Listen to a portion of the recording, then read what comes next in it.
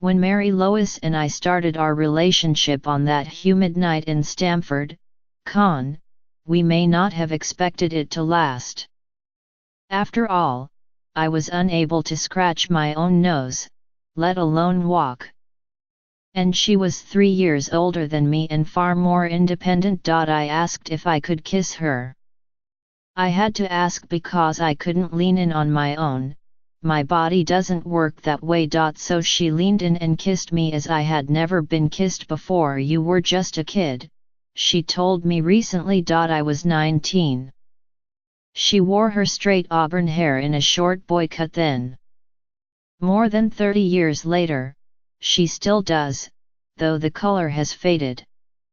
I wasn't only attracted to her iconoclastic spirit, alluring eyes, and figure, I was on a mission to lose my virginity. I was born with spinal muscular atrophy, a congenital, progressive, incurable neuromuscular condition, but my lifelong disability has never prevented me from doing anything I set my mind to. I was one of the first quadriplegic students to matriculate at Harvard. And spinal muscular atrophy wasn't going to keep me from having a girlfriend, getting married, or having a family. I now write with a voice recognition computer program. I no longer have the strength to hold or use a pencil. I drive my motorized wheelchair with a hypersensitive, lip-controlled mini joystick. Nevertheless, that first girlfriend and I have been married for nearly 3 decades. It's a relationship that, in many ways, has only become more mysterious to me as the years have passed. Early on, I took for granted the fact that I would find love. I was cocky that way. But over time I have wondered why and how my marriage has worked out. So when I landed a contract several years ago to write about love between people with disabilities and people without, I figured I would start with my own marriage. When I asked Mary Lois what she first saw in me, a wheelchair-using teenager whose condition was only going to worsen, she said, "You weren't aggressive. But you had a hunger that was sexy." It felt strange to be interviewing her. She is, after all, my lifelong companion and the mother of our 2 daughters, both now in college. "I knew I was safe with you," she said. "It was only going to go as far and as fast as I wanted, which was something I needed at the time. I had learned to live with my disability just as the world was learning to live with people with disabilities as a political force, a civil rights movement. That no doubt helped my cause, which was simply to live a full and normal life. She'd had no experience dealing with someone like me. But she learned to live with my limitations, those caused by my atrophied muscles, my respiratory distresses and myriad external obstacles and attitudes through real-world, on-the-job training. Rewinding the mental movie of our lives together, I see us on our first date a few weeks after that kiss, talking during a long evening stroll. We struggled to keep pace with each other as we moved by different means. There was an Elvis Costello concert in Manhattan. I made her walk 30 blocks through the sweltering stench of Hell's Kitchen in her date shoes and slinky pink dress because in those days New York buses and taxis weren't wheelchair accessible, and I didn't yet have a van. Along the way, strangers harassed us with rude remarks. We ignored them, but such comments would follow us for the rest of our lives.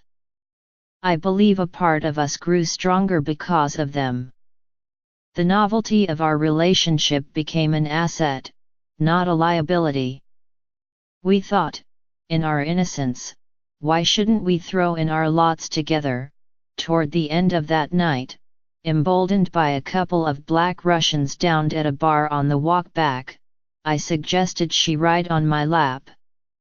"Your feet hurt," I said. She resisted, but like many disabled people, I had learned not to take no for an answer. Although then, as before, everything relied on my powers of persuasion and my charm. Or so I like to think really, I said. Climb on. It won't hurt. Whether I meant it wouldn't hurt her or me, I no longer recall.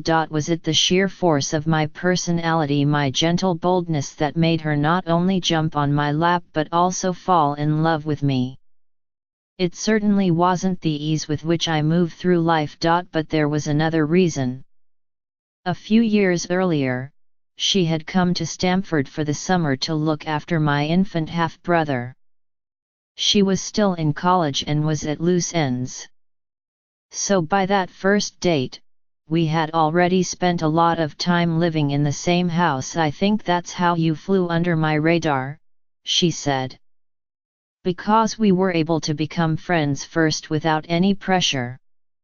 This proximity also gave her time to get used to my disability, to see how my family handled it, to demystify it. Nevertheless, even if my disability made me seem harmless, she admitted she was nervous during our first sexual encounters in the weeks that followed that concert, afraid, primarily, about injuring me. You were so fragile looking, she said. And I was worried about balancing in the tiny bed. And if there was a problem, would I have to go get your attendant? Or worse, your dad? I shuddered to think.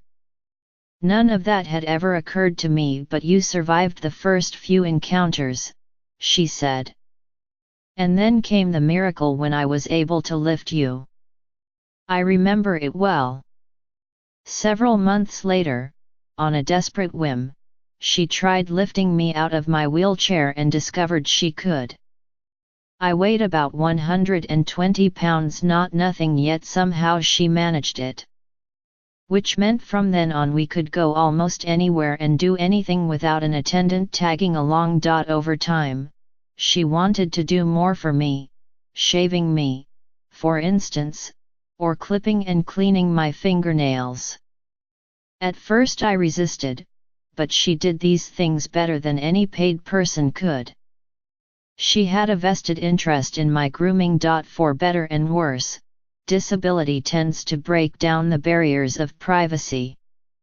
When someone must assist you with dressing, bathing, and using the bathroom, you come to understand each other's most intimate processes and needs. I still have paid help every day, but she fills the gaps.